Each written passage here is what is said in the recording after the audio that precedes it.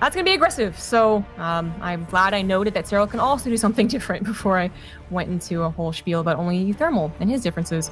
So anyways, to get this over quick, Lightshade is actually the same rush distance as Submarine. It's actually just as small. And it's got a lot of area around that third that could complicate things like defending against a 1-1 Roach push. But I'm not sure if Serral's going to be thinking about that. I want to know exactly what he wants to do with this earlier aggression. And I don't know if uThermal's going to scout it, man. Like, you just kind of assume that Serral's going to macro and beat you in the macro game, right? So usually the one trying to apply the aggression or cut the corners macro-wise. And yeah, no SCV scout right into a reactor. See, there are some nice things about reactor first in Terran versus Zerg, and I actually like it when you can get away with it. This is a pretty explicit scenario where if he doesn't go for 2 Marines, the Reapers are going to come out real slow, and I don't think you can get a cancel on this. Like, I'm not going to go that crazy with it, but I will say the potential to get some damage on the command center to prevent it from being built for a little bit. All very real threats, and like we were discussing earlier, one of the most few angles of penetration that you can bring the Hellions to try and attack it. So you do kind of need something other than just like a little wall and some Zerglings, right? Or unless the point of the Roaches is to just go across the map and force everything to come back and defend. But this is a lot. This is a lot to not be taking that seriously, I feel like, out of Serral. But if he kills the medevac, I guess eventually he'll bleed this out. How much is he going to get done on the other side of the map is maybe the bigger question. 38 workers each. He's actually going to commit to this. Yeah. This is crazy, Zombie Grub. Yeah, I think that Serral, like, uThermal, if he had gotten that scout earlier and then maybe immediately pulled back, he wouldn't have been in such a terrible position, but he lost everything on the offensive, thinking that maybe this would favor him, and maybe, yeah, Serral wasn't going to commit, which he's only kind of halfway committing. He did make a lot more lings, but he's going back on the drones, but his committal works out even without those lings supporting him. He cancels the third CC, gets a couple supply depots, he's going to grab a couple of SCVs as well, and this is just a bad start for uThermal. Serral might actually send, I think he's going to end the game here, or if uThermal doesn't tap out. He's doing game-ending damage. Yeah. Whether or not uThermal leaves the game in the next, minute or so. He's at half the worker count, and important to note, this isn't like, oh yeah, you lost a bunch of SCVs, 3 orbitals, lolkek XD. It's like, no, about a lair or any of those things. He's just gonna let that finish and try to yeet the corrosive bile. Gets one of the tanks on the left side. There is still the high ground tank, gets in a few shots, but now it's not in range anymore. So yeah. Maps where the ramp, you can't defend your natural from your main. Makes me sad. That's actually a problem for what could have been the follow-up. It's not, though. He's getting a Bailey Nest. But if it was like a Roach follow-up for like a mid-game push, that could be a problem for defending the third, too.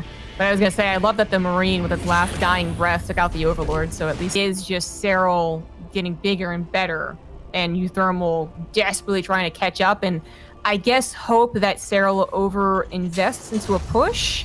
But I don't think Lightshade is very good defensively. I've been talking about this since the beginning of the game. When it comes to these mid-game Roach pushes, whether it's pure Roach or Roach Baneling, which apparently it is going to be, that is a huge concave for the Zerg army to get. Tanks are not going to help. There's no high ground that helps with the SCV line either.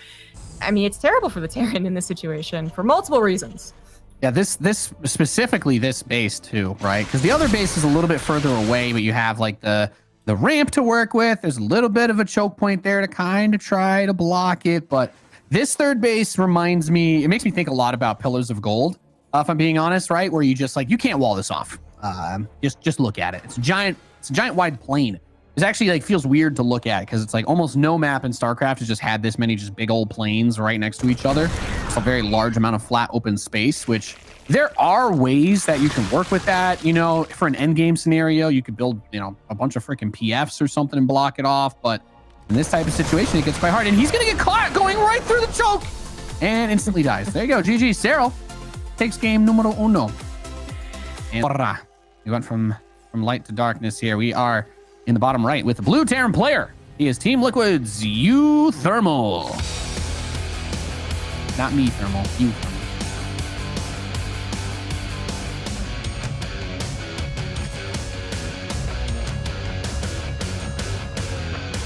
Is that still going on? Okay, yep, that was a long one. In the top left, that's the red Zerg. We got Ence's Serral.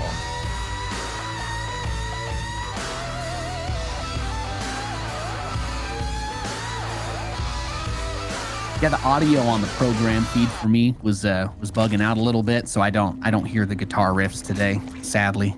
Oh, you're gonna be so Or heavy metal riffs. Maybe it's a banjo or a ukulele playing. You continue. Yeah, I inadvertently I shouldn't have raised the volume there. It's quite borked. But anyways, pulling on the right side or left, wherever they're expanding, right, it can get difficult to keep up. And we see, I would say I see a lot of emphasis from Zerg players on that mid-game push and pull, Ling, Bane, Ling, Muta. So that's what I'm expecting from Serral. Of course, it's worth throwing out there that people are still experimenting with lurkers, and he still does the Hydra game occasionally, but that's what I'm expecting. So this Overlord Speed's actually going to be able to scout the exact build order, which is nice. I think I want to get a second scout as well to make sure it's not like some tricky, like Hellion still being produced Hellbat thing.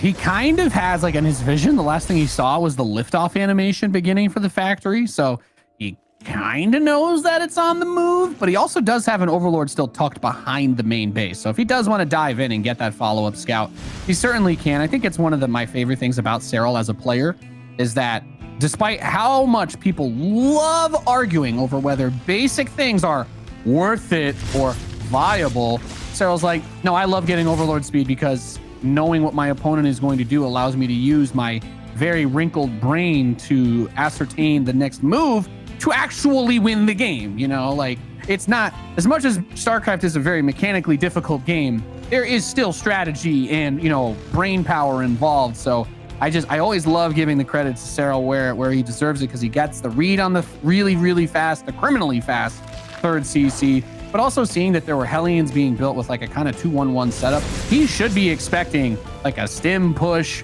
with a bunch of Hellions in a medevac way earlier than any normal game would bring it, because that's what's happening. He's bringing the medevacs over right now.